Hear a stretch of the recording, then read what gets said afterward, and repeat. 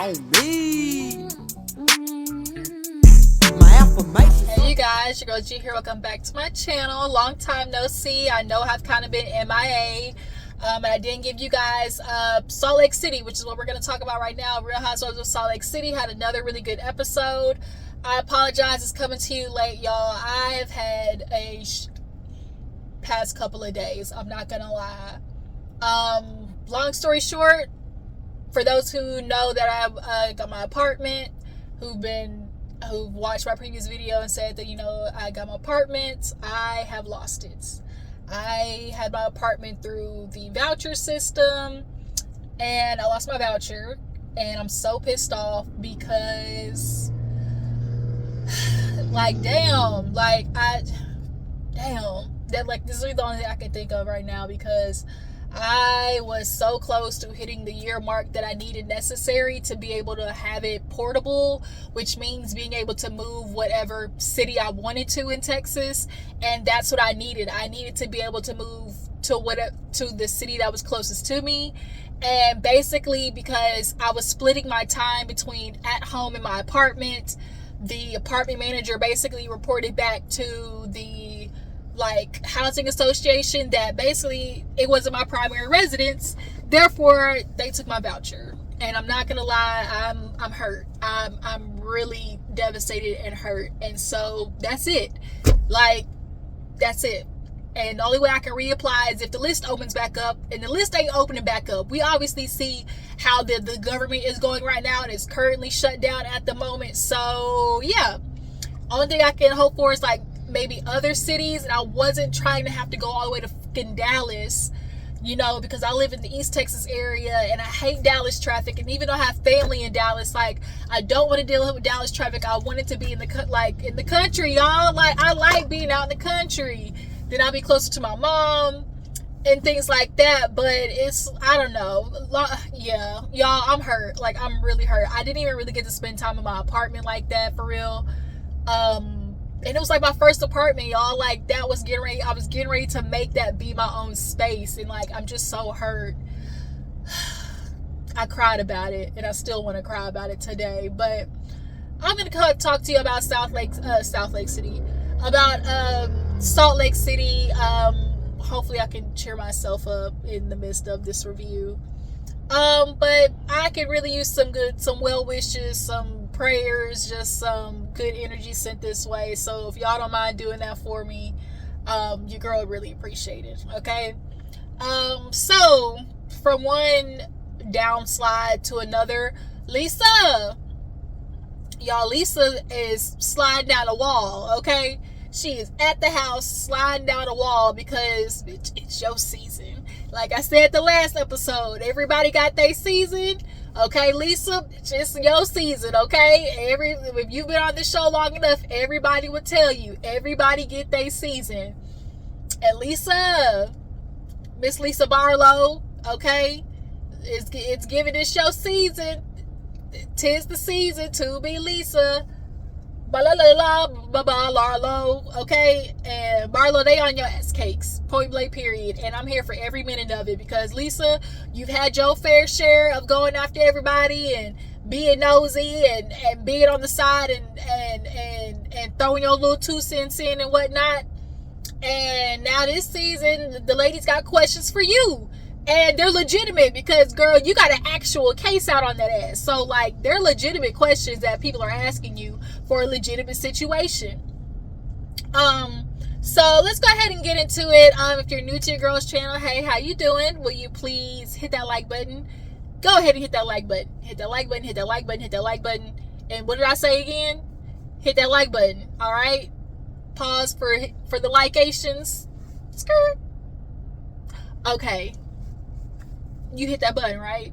Because it does your girls wonder, okay, I need to get, some likes so I can start building my channel, so your girl can start making some monions, okay? Because now that I'm going to have to start paying full goddamn price for an apartment, just hurt, okay?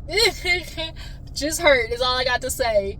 And so, yeah, hit that like button. And anyways, before I start crying, Housewives of Salt Lake City, you guys. So we open up with Miss Lisa Big Headed Barlow.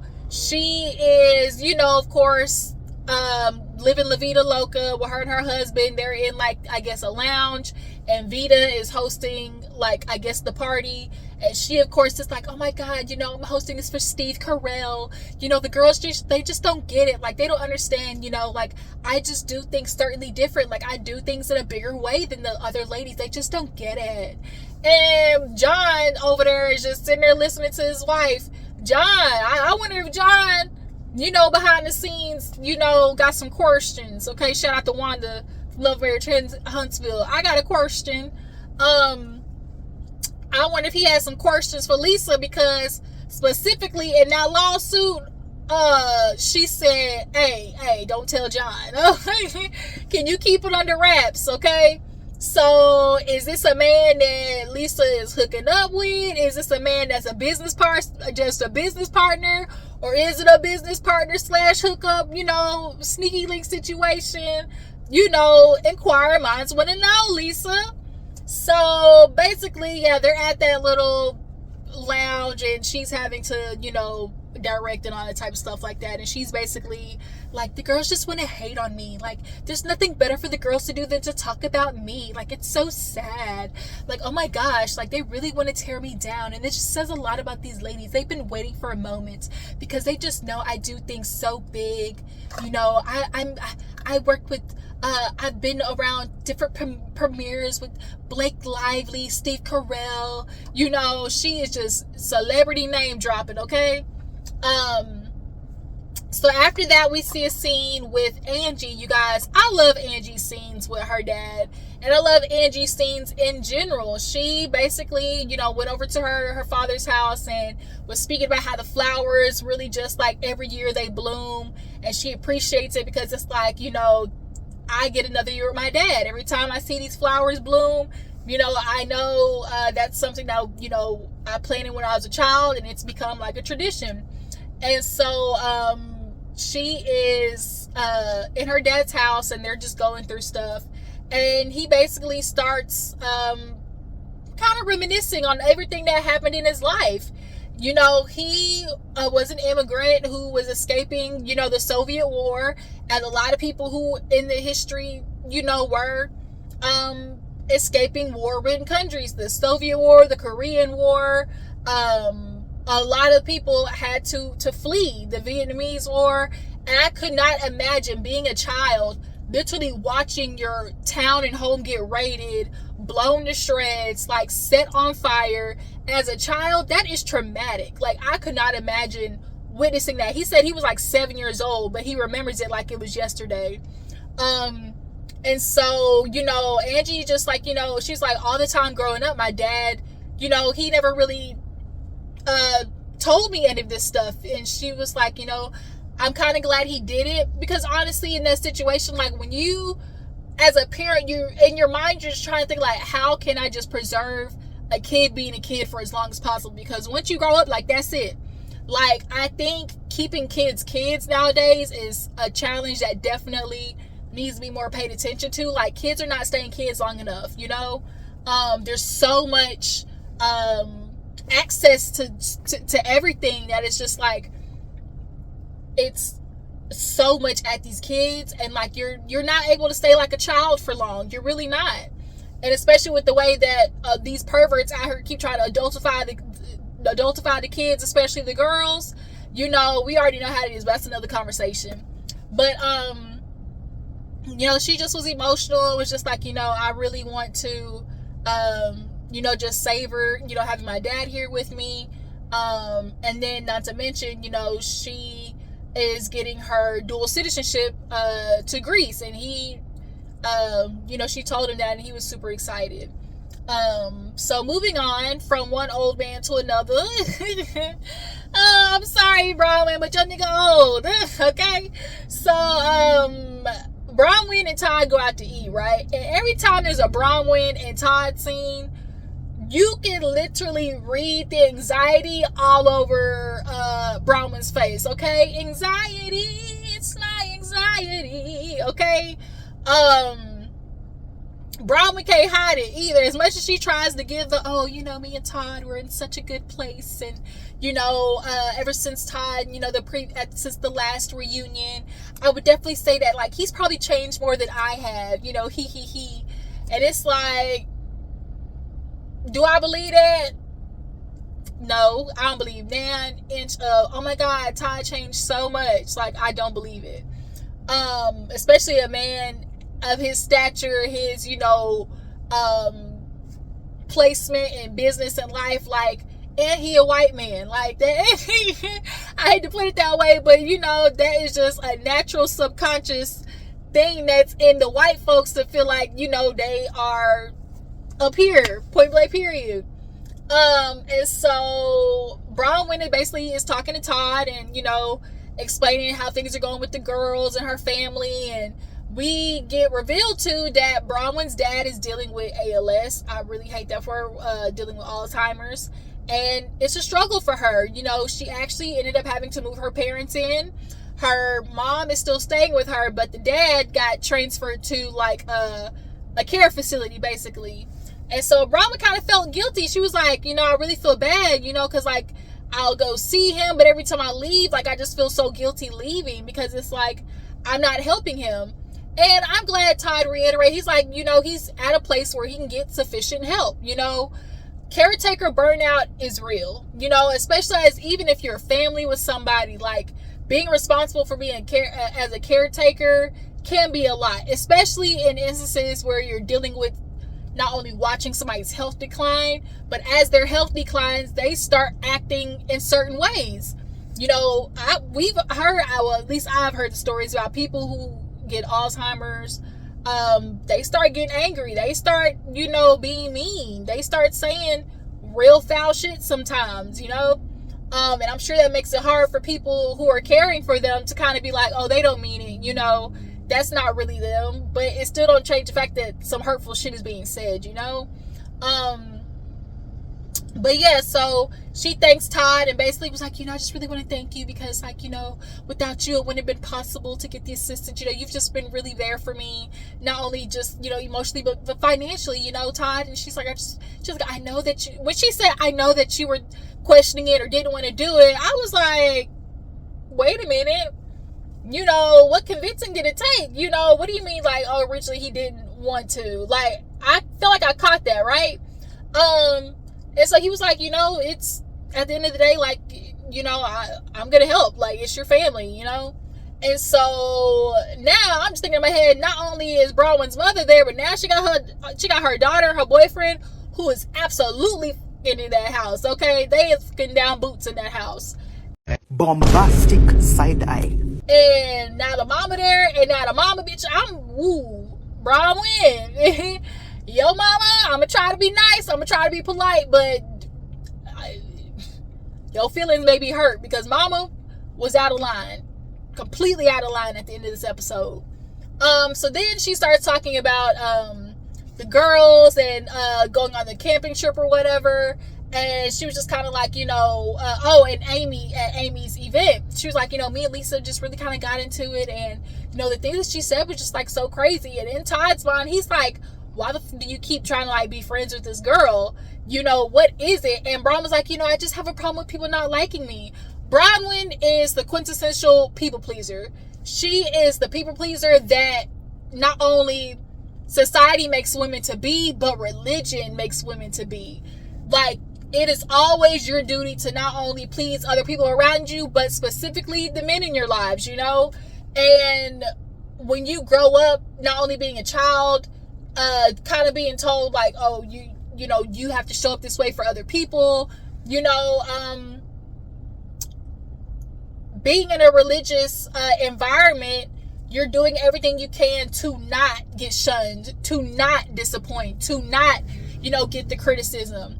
And with her getting pregnant at such a young age, I think that really kind of like triggers her also even more to feel like, I don't want to let anybody down, you know, because she feels she's already carrying that burden and feel like she's always let her parents down with getting pregnant at such a young age, you know. But nonetheless, Todd basically, he ain't here for the bullshit. He's like, man, Lisa her. That's really what his energy is giving. Her and the horse she rode in on, okay? But is there anything else that they talked about? No, I don't think so. Angie goes over to see Heather, right? Now Heather, Miss Big Body Benz Heather, built like a refrigerator Heather, new face who this Heather, okay? Dang, it got dark, didn't it? I can't get no light in this piece. Can I get a little bit of light? Jesus. I guess the clouds went over the sun. So Heather is at her home where Angie basically is coming to visit. Heather, y'all, she is taking this empty house, empty nest, man. Heather is leaning in, okay? So she's got her office that she's trying to redo. Her daughter's left, so she's like, I want this to be my space, you know, realizing obviously like writing a book in your bed is something that she's already done, but staying in your room, making that your workspace, like you have to get out of your room. And that's as somebody speaking from personal experience, you know. Having a separate office space is better for your mental health, okay?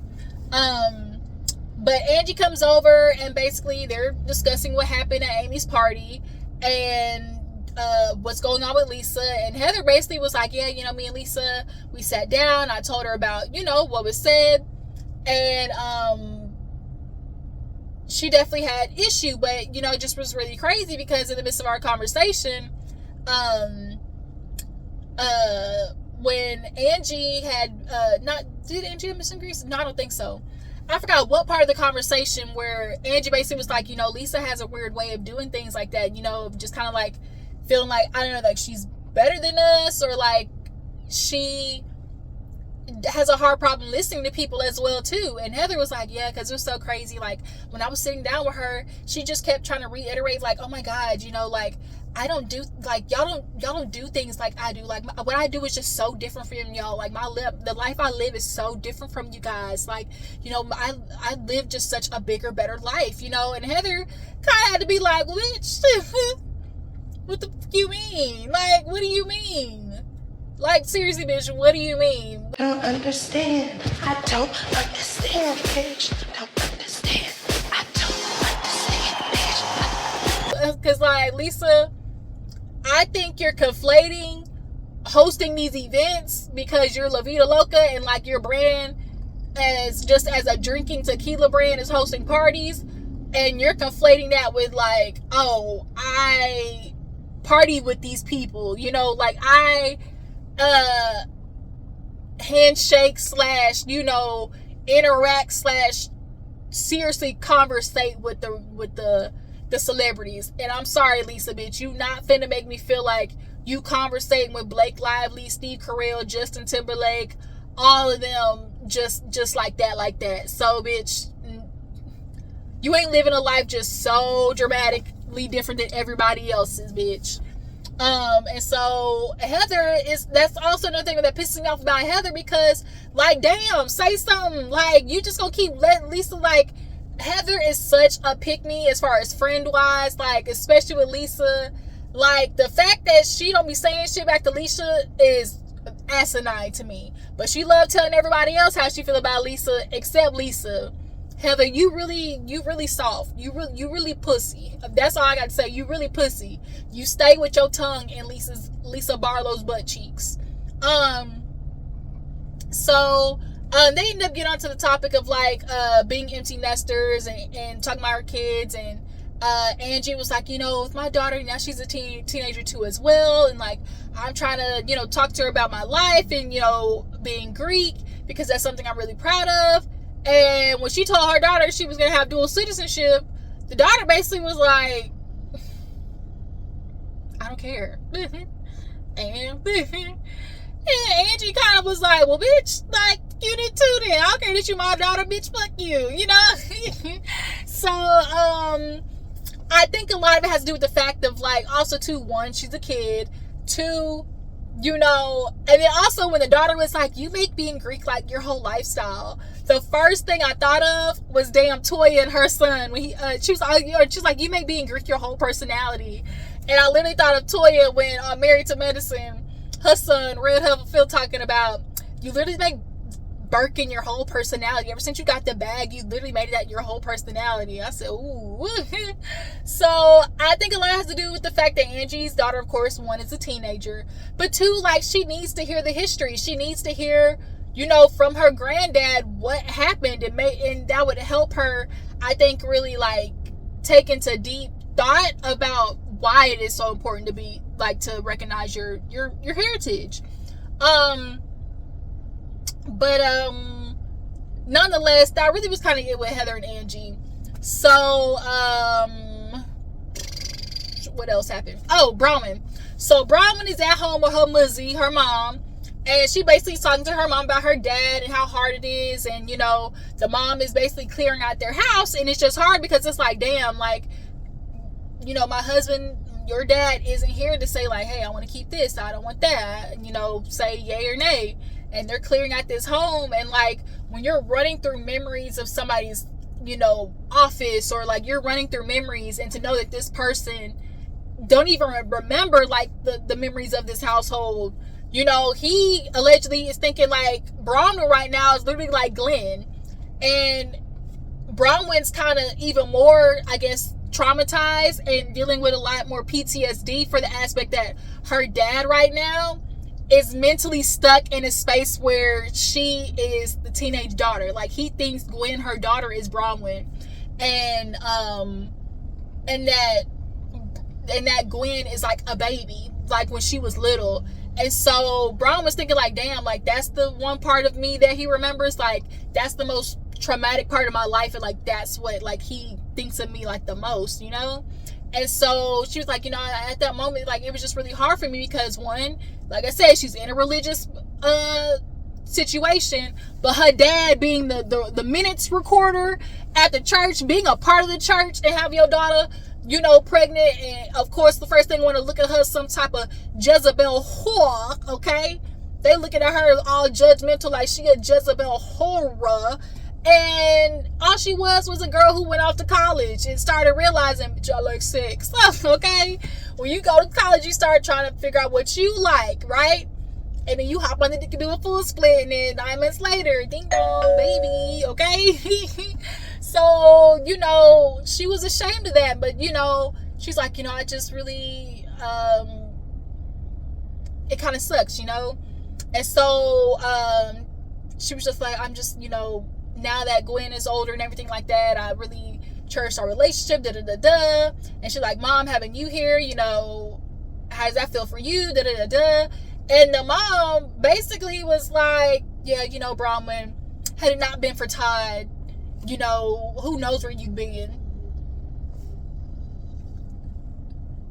Bitch, if you don't, I'm sorry, mama. Bitch, if you don't, hey, rewind, back it up. So who the f you talking to?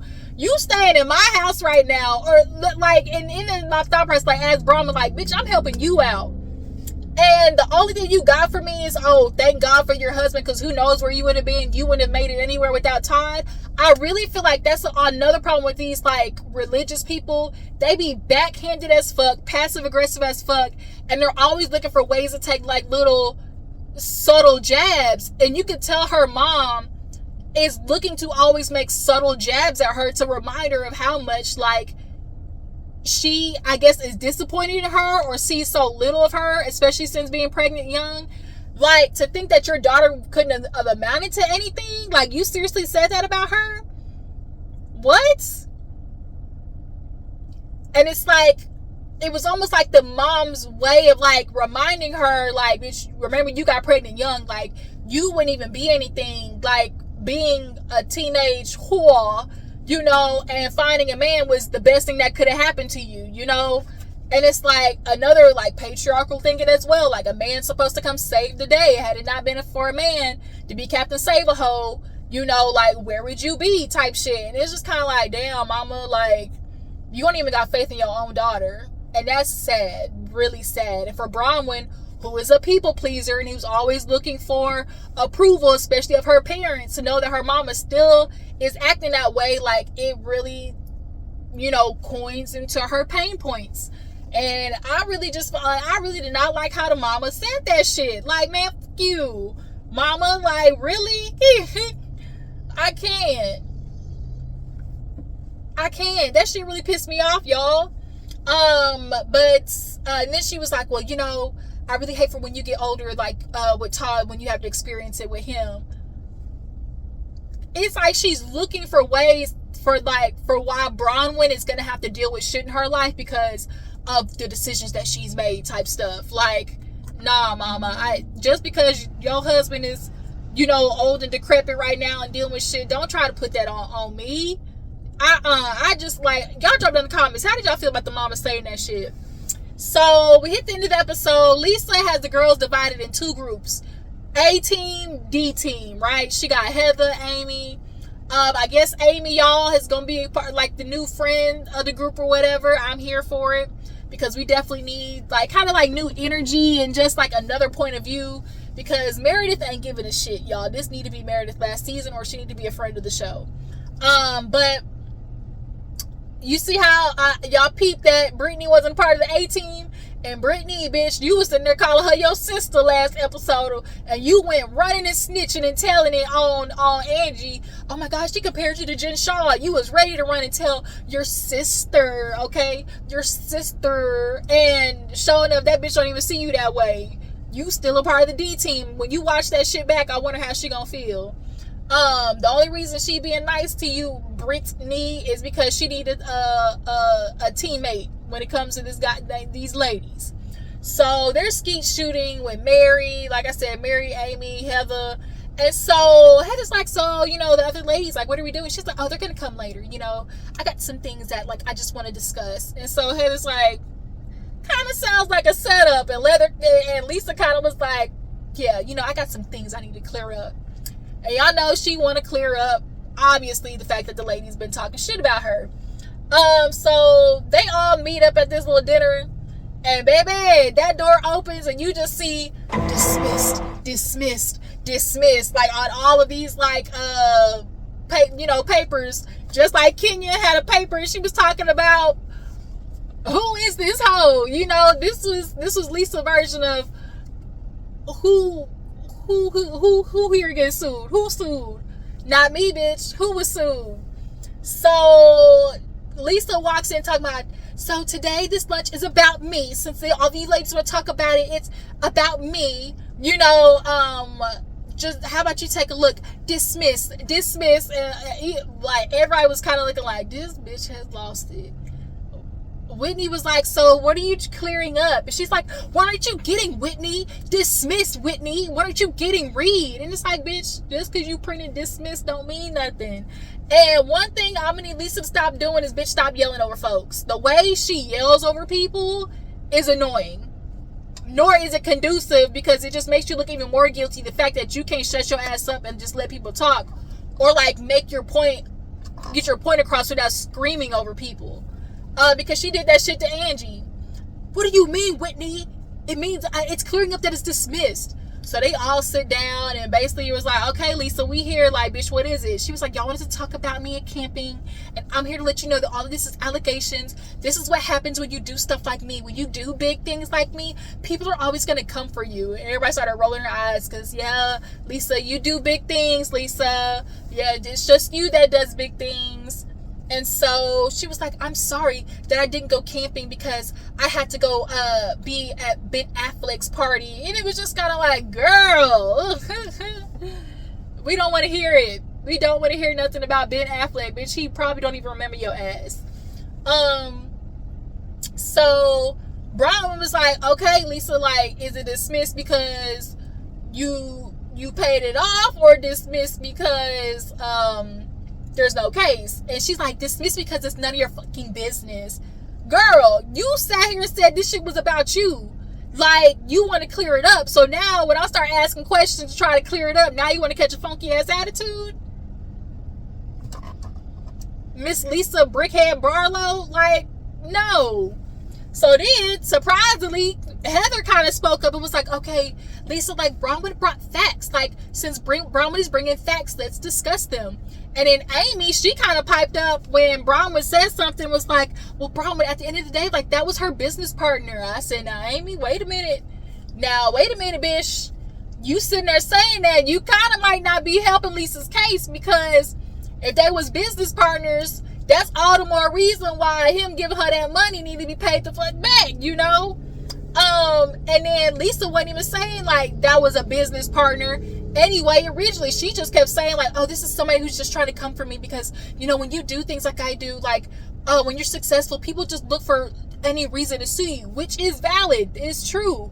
But like, bitch, that's not this case though. Like, that ain't this case though, you know?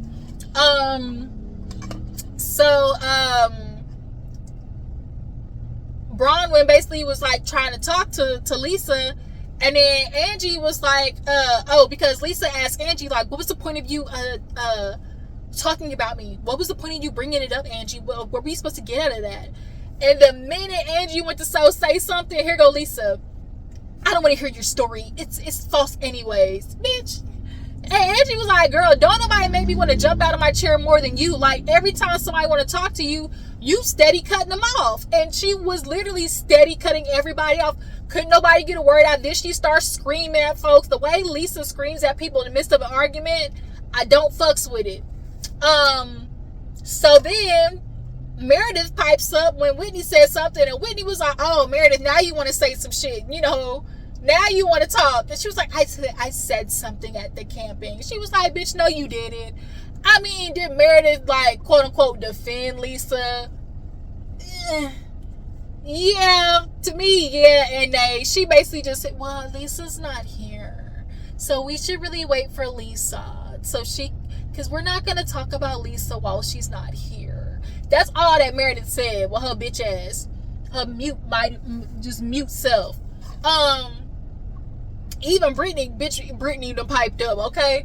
Brittany was like, Meredith, you didn't say anything. She was like, Brittany, yes I did. She was like, no, you didn't. And so Lisa was like, all of you guys, you're just so jealous, you know. You are like Jen Shaw. You got her, she's like, you use her hair lady, you use her brow lady, bitch. Angie was like, bitch, I've been using this brow girl for 14 years. She's the best. Brittany, her brow girl, was like, wait a minute, is this the same brow girl that like was messaging Jared? And everybody was too busy yelling over her. She was like, don't nobody else want to know? No. I'm like, no, Brittany. Bitch, no. Nobody want to hear it. Poor little Tink, the damn server came in trying to take orders. Bitch, Lisa still yelling back and forth with Bronwyn and Whitney. And Amy was like, you know, Lisa, like, let's order. Here go Lisa. That's why the drink name is fantastical. What's it? Fantastical fallacy, because that's all this is. My lawyer says it. It's just nothing but fantastical lies. And so when Whitney was asking Lisa, like, okay, is this the dude that paid the Amex? Like, is this the dude that paid, you know, for your house renovations? Like, what is it? And Lisa looked at Whitney, was like, well, are you paying back? Like, what about you, Whitney? Like, you shouldn't even be talking about paying back anything. Have you unwound yourself from your business? That set Whitney off. She was like, this is your problem, Lisa. You don't fucking listen. She was like, the difference between me and you is I'm paying back my shit, bitch. Like, she's like, I got the money to pay back my stuff. You know, I paid my dues, basically. Like, bitch, you can cuff me all you want. And she was like, because she's like, Lisa, what are we supposed to do? Like, it's everywhere, basically. Like, it's on social media. Not to mention, Lisa, the shit was in the Salt Lake City Tribune, girl. Like, their little town newspaper, bitch. Like, what did you want people to really do?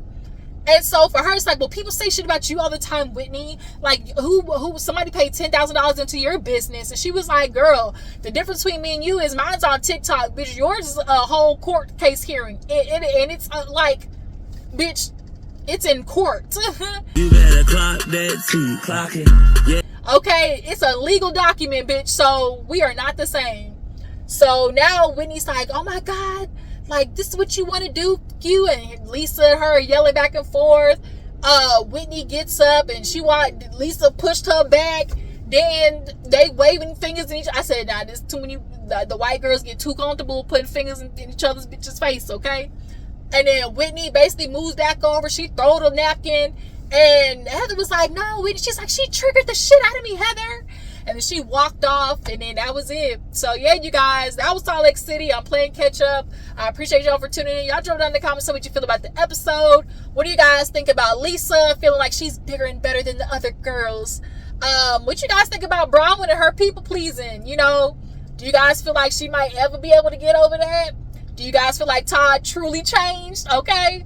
And do you guys think that Lisa's case is legitimate, or do you think it's all fantastical lies, as she likes to say?